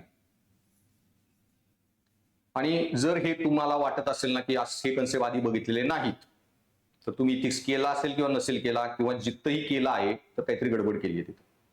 आणि ह्याच्यावर पण युपीएससीत प्रश्न आलेला आहे what do you understand by term crisis of conscience how does it manifest in public domain. तो पब्लिक डोमेनचा पार्ट सेपरेट सांगतो. आता फक्त इथला सांगा मूल्यांचे संकट पॉझिटिव्ह आहे का. सो काय मूल्यांचे संकट कारण त्याच्यामध्ये 2 सकारात्मक मूल्यांचा म्हणजे संघर्ष आहे. 2 चांगल्या सर्वाधिक चांगल्या निवडून मग मूल्य संकट म्हणजे काय मूल्यांचं संकट म्हणजे मला ज्ञानच नाही आहे ते नीती शून्य झालं. मूल्यांचं ज्ञान नाही म्हणलं की शून्यता झाली ती मगाशीच बघितलं अमोरल. लहान पोरांना ज्ञानच नाही ना काय करा न करा. ठीक आहे. सो बेसिकली आता तुम्हाला जर माहित नव्हतं बाकी लोकांना ह्याचं उत्तर मी सांगितलं ना की युपीएससी मध्ये उत्तर माहित नसली तरी जो लिहून येतो ना वही सिकंदर आहे. आणि जर तुमचा दर पेपरमध्ये एक प्रश्नाचं उत्तर राहिलं ना तर डायरेक्ट पुढच्या ची तयारी करायची. नॉट पॉसिबल पोस्ट निघणे लिटरली सांगतोय. माझ्या मिसेसनी 1750 पैकी 1747.5 मार्काचा पेपर लिहिलेला. हिस्ट्री ऑप्शनल मध्ये ऑल इंडिया टॉपर होती 320 पण तिला फक्त एक जागाच माहित नव्हती. लोकेशन येतात 20-48 मार्काला मॅपवर प्लॉट करायला. ती जागा कुठली तमिळ वर्डे का बेंगॉली किंवा तिथं काही कुठेतरी तुक्का मारून शब्दाचा अर्थच लागत नव्हता. तेवढाच एक शब्द राहिलेला तिचा 1747.5 मार्क. ओके. सो पोस्ट निघायचे असेल ना थ्रू आउट एक ना एक प्रश्न आणि शक्य होत नाही सगळ्या प्रश्नाचे उत्तर लिहिणे पण त्याच्या लई ट्रिक्स आहेत. ते रिझनिंग तुम्हाला आलं पाहिजे. उत्तर माहित नसताना कसं लिहायचे वगैरे वगैरे आन्सर रायटिंगला. सो याच्यामध्ये बेसिकली माझे हे जे होते काय त्याला म्हणतात पोरांना म्हणजे क्लासमध्ये आले ट्रिक शिकवलेल्या आणि काय काय आठवायचं. आता मगाशी हा कन्सेप्ट तुम्हाला माहित नाही ना पण तरी उत्तर लिहिता आलं पाहिजे का. 2 मिनिटापूर्वी मी सांगितलेलं त्या एका गोष्टीवरून उत्तर लिहिता आलं पाहिजे. नीतिशास्त्राची व्याख्या. त्या तिसरा शब्द काय होता कसे जीवन जगलेच पाहिजे. तेव्हा मी काय म्हणलं च शब्द नीतिशास्त्रात खूप महत्वाचा आहे. मग इथं च शब्द कुठं मिळतोय मूल्यांचे संकट. मग ही गोष्ट चांगली आहे नाही माहित नाही ती पेपरच्या मार्क आल्यावर कळेल चुकीचं लिहिलं का बरोबर लिहिलं पण लिहिताना रेटून लिहिचं. सो आमची साताऱ्यातली एक म्हण आहे खोटं बोला पण रेटून बोला. कॉन्फिडन्स पाहिजे उत्तर लिहिताना. मेन्स मध्ये निगेटिव्ह मार्क नाही, प्रश्न सोडून द्यायचा. कन्सेप्ट आता क्लिअर असणं जास्त गरजेचं आहे. पण आला तरी मागायची एकच गोष्ट सांगितलेली ना मी, शब्द. अरे सर असं काहीतरी बोललेले, त्याच्यावरून रिझनिंग, त्याच्यावरून उत्तर. ते आता मी आन्सर रायटिंग मध्ये ते सांगेन लास्ट डेला वगैरे थोड्याफार गोष्ट देईन नेक्स्ट टू नेक्स्ट सॅटर्डेला. सो नैतिकता, मूल्यांचे संकट, नीतिमत्ते संकट, नैतिकतेचे संकट, विवेकाचे संकट, हा जो क्राइस्ट ऑफ कॉन्शियस टॉपिक आहे तो तुम्हाला काही शब्द देतील. म्हणजे काय की त्यांनी जे सांगितलं ते बरोबर होतं की तुमची नैतिकतेचा विकास झालेला आहे, पण 2 नैतिक गोष्टीमध्ये जास्त नैतिक काय हे तुम्हाला कळत नाहीये, किंवा 2 अनैतिक गोष्टीमध्ये कमी अनैतिक काय. सो अर्जुनाला जे झालेलं युद्धभूमीत, एवढी लोक मारून काय करू न करू, ते काय होतं, नैतिकतेचे संकट. युधिष्ठिराला जे आलं, सत्य बोलू का नको, त्या नरोवा कुंजरोवा, अश्वत्थामा हत्ती मेला का माणूस मेला, खरं बोलू का नको बोलू. कृष्ण मले बाई खरं नको बोलू, मग खोटं बी नको बोलू, पण खरं तरी बोलू नको बाई, बस कर. त्यांनी जे सांगितलं ते होतं अकर्म, तटस्थता. तो काय बोलला, अश्वत्थामा हातो नरोवा कुंजर. अश्वत्थामा मेला हत्ती का माणूस, मला माहित नाही, माहित असताना नाही म्हणला, तटस्थ झालं. पण त्याला संकट काय आलं, खोटं बोलणं योग्य आहे का नाही. सो 2 योग्य गोष्टींमध्ये तुम्हाला जास्त योग्य नाही कळत, किंवा 2 अयोग्यमध्ये कमी अयोग्य, ते झालं नैतिकतेचे संकट. ओके. आणि मग ते कुठलंही का चे शब्द, मोरॅलिटी, नैतिमत्तेचे, म्हणजे 2 नैतिमत्तेतल्या 2 गोष्टी तुम्हाला कळत नाहीये. नीतिशास्त्रातले 2 कायदे एकमेकाला धडकत आहेत. ओके. आता महावीर म्हणाले नॉनव्हेज खाऊ नका अजिबात, बुद्धा म्हणले मेल्या जनावरचं खाऊ शकता. आता तुमच्या घरी बोकड होतं, लांडग्याने मारलं पण बांधून ठेवलेलं नेता नाही आला, आता बोकड जर मेलंय सकाळी, खाऊ का नको. बुद्धांचं बरोबर का महावीरांचं बरोबर. 2 नैतिक तत्वांमध्ये क्लॅश, नीतिशास्त्राचे संकट, नीतिमत्तेचे संकट किंवा विवेकाचे. पण ह्याच्यामध्ये कंडिशन काय आहे, तुम्हाला नीतिशास्त्र पूर्ण विकसित झालेलं आहे, तुम्हाला नीतिशास्त्राचं ज्ञान पूर्ण आलेलं आहे, तुम्हाला काय योग्य ते कळत नाही. नीतिमत्ता संकट म्हणजे काय, विशियस मेंटॅलिटी, जे अरिस्टॉटल लोकांना वर्गीकरण करतो, विशियस, इनकॉन्टिनेंट, कॉन्टिनेंट आणि व्हर्च्युअस. सो दुर्गुणी, असंयमी, संयमी आणि सद्गुणी. तर तिची लास्ट कॅटेगरी आहे दुर्गुणी, ज्यांना चुकीचीच गोष्ट योग्य वाटते, ज्यांना वाईटातूनच आनंद मिळतो, इप्स्टीन सारखे लोक. ही म्हणजे काय, नैतिक संकटात अडकलेली, ज्यांना योग्य अयोग्यातला फरक बी कळत नाही. तुझे म्हणला काय प्रॉब्लेम होता, कळलं. सो नैतिक संकट म्हणजे काय की योग्य अयोग्यातला फरकच कळत नाही आणि अयोग्यालाच योग्य मानतात, ज्यांना दुर्गुणातच आनंद येतो. ही सगळी लोक काय, नीतिमत्ता संकट, नैतिक संकट. शक्यतो हा प्रश्न नाही विचारणार, पण एमपीएससीत असा प्रश्न आलाच इझी, नैतिक संकट, नीतिमत्तेचे संकट म्हणजे काय. मग आता 2 चांगल्या गोष्टीत जास्त चांगली काय हे कळत नाही, त्याचं उदाहरण काय सांगा. प्रश्न आलेला, प्रश्नात कसं उद्भवतं. सो नीतिमत्तेचे संकट तुम्ही सांगितलं की मूल्यांचे संकट ही अशी परिस्थिती आहे ज्यामध्ये 2 योग्य नैतिक मूल्यांमध्ये योग्य मूल्य काय आणि 2 वाईट अनैतिक मूल्यांमध्ये कमी अयोग्य मूल्य काय हे ठरवणे फार कठीण असते. ओके.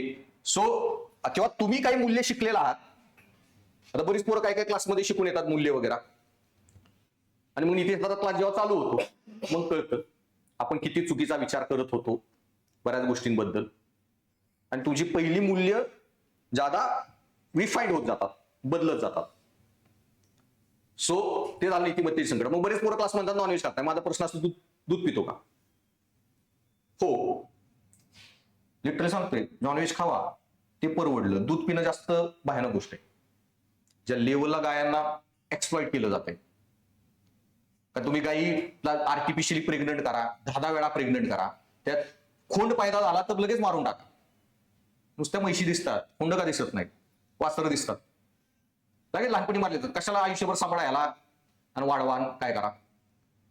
कोंबड्यांच्या ह्याच्यामध्ये मेल चिकन पैदा झालं लगेच मारून टाकतात लहानपणीच.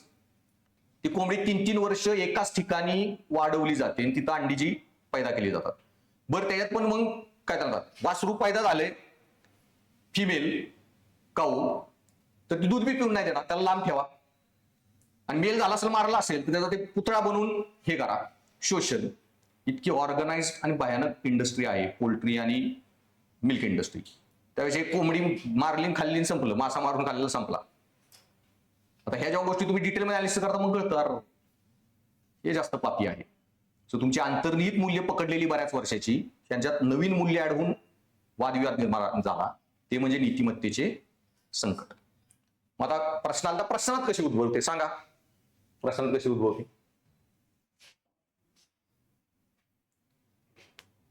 15 मार्काचा प्रश्न होता, 50 शब्दात व्याख्या झाली, 100 शब्द लिहिचे तुम्हाला, प्रश्नात कशी उद्भवणार आहे?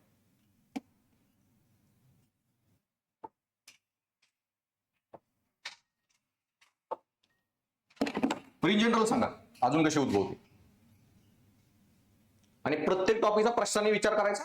मी जसं सांगितलं अमोरल प्रश्नात कसं लागू होतं, हे जर नाही शिकलं ना पेपरचा काही उपयोग नाही. अर्धा पेपर केस स्टडी आहे आणि प्रश्न पण सगळे प्रश्नानेच येतात.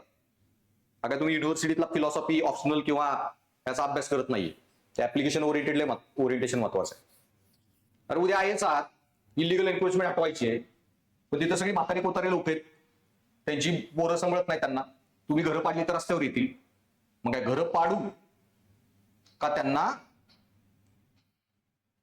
इलिगल एन्क्रोचमेंट वर ऍक्शन नको घेऊ? कायदा आणि स्वतःची मूल्य संघर्ष, हे झाला प्रश्नातील नैतिकतेचे संकट. तुम्ही नॉलेज खात नाही आणि गेला दुकानामध्ये IAS झाला, BDO वगैरे आहात, शाळेमध्ये mid day meal scheme implement करायची, मंगलमध्ये पोस्टिंग आहे. ममता दिदी म्हणाली मासे दर फ्रायडेला आणि ट्युजडेला. तुम्ही जिंदगीत कधी खाल्लं नाही, तुमच्या पिढीत कुणी खाल्लं नाही. तुम्हाला काय वाटतंय योग्य अयोग्य असेल? कायद्याने सांगितलं नॉनव्हेज चारायचं तर चारायचं. हे झालं नीतिमत्तेचे संकट किंवा विवेकाचे संकट प्रशासनातील. सो बेसिकली मग ते बऱ्याच प्रकारे उद्भवतं. धार्मिक मूल्यांचे संकट, मांसाहार किंवा शाकाहार. ओके, आता हे तुळजापूरचं जे भवानीचं मंदिर आहे ना, तर आम्ही भोपळे त्या मंदिरातले. माझी एक फॅमिली जी कदंबा डायनेस्टी होती हळशीचे, तिथून एक आलेले, आणि त्यातलीच एक फॅमिली आमची त्या तुळजापूरच्या मंदिराचे वर्शिपर्स म्हणून त्यात जे पुजारी असतात त्यांच्यापैकी एक आहे. आता तिथं तुळजा भवानीलाच नॉनव्हेज हे आहे प्रसादच म्हणून, पिढ्याने पिढ्या चाललेली गोष्ट आहे. आणि मग तुम्हाला वाटतं शाकाहार जास्त योग्य आहे. मूल्यांचे संकट, जलीकट्टू वगैरे मूल्यांचे संकट, साबरीमाला मूल्यांचे संकट, पहिला प्रवेश द्यायचा नाही द्यायचा, ओके, ह्याच्यानुसार. सो धार्मिक प्रथा आणि आत्ताचे नवीन नियम, किंवा तुमचं सांस्कृतिक मूल्यांचे संकट, संयुक्त कुटुंब किंवा विभक्त कुटुंब. तसं तुमच्या जागतिकीकरणामुळे नवीन मूल्य आणि आत्ताची मूल्य, प्राच्यवादी आणि पश्चिमवादी. मग प्राच्यवादीची मूल्य आहेत की बाई व्हॅलेंटाईन डे सेलिब्रेट करा का न करा वगैरे पासून बेसिक, विभक्त कुटुंबांसंयुक्त पण त्याचाच परिणाम एक आहे. आणि प्रशासनामधले किंवा ऑफिशियल सिक्रेट कायदा आहे, अधिकृत गुपिते ठेवणे वगैरे. पण तुम्ही ऍज अ सरकारी अधिकारी तुम्हाला वाटतं की प्रशासनात पारदर्शकता पाहिजे. ओके, मग प्रशासनातील पारदर्शकता आणि तुमची ऑफिशियल सिक्रेट मध्ये काय करते, किंवा मग इलिगल एन्क्रोचमेंट जे सांगितलं, सिंपल विवेकाचे संकट. आणि तुम्हाला असा एखादा प्रश्न पण येतो, आता अशी मी वाक्य क्लासमध्ये 200-300 वाक्य डिस्कस करतो, डायरेक्ट 3 कोड देतात आणि लिहिला लावतात.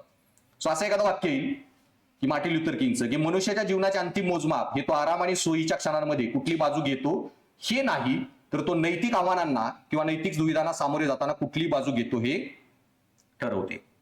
सो बेसिकली या वाक्य वाचल्या डोक्यात आलं पाहिजे. प्रश्न कशावर आहे? नीतिमत्तेचे संकट. आणि नीतिमत्तेच्या संकटामध्ये तुमचा की मग त्याचं म्हणणं काय आहे की जेव्हा तुम्हाला 2 योग्य गोष्टींमध्ये काय निर्णय घ्यावा, इथंच तुमच्या नैतिमत्तेचं खरं मोजमाप. सो गांधींनी NCM झाल्यावर चौरी चौरा झाली, विड्रॉ केली मुवमेंट. ओके, मग मुवमेंट कंटिन्यू करू का न करू ह्याच्यात खरं ठरतं तुम्ही किती नैतिक आहात किंवा नाही आहात. हिंदू कोड बिल नेहरूंना वाटलं थोडं लेट पास करू वगैरे, बाबासाहेबांनी रेजिग्नेशन पाठवलं, बाय पास करा नाही तर मी कशाला कायदा मंत्री होऊ जर हे पासच होणार नसेल तर. ओके, ही गोष्ट म्हणजे तुमचे नीतिमत्ता घेणं. अशा ठिकाणी तुमच्या खरं चारित्र्याचं मोजमाप होणार आहे. आणि मग 2-4 उदाहरण देऊन एक्सप्लेन करायचं. मग नेक्स्ट टॉपिक आहे तुमचा नीतिशास्त्राचे पैलू.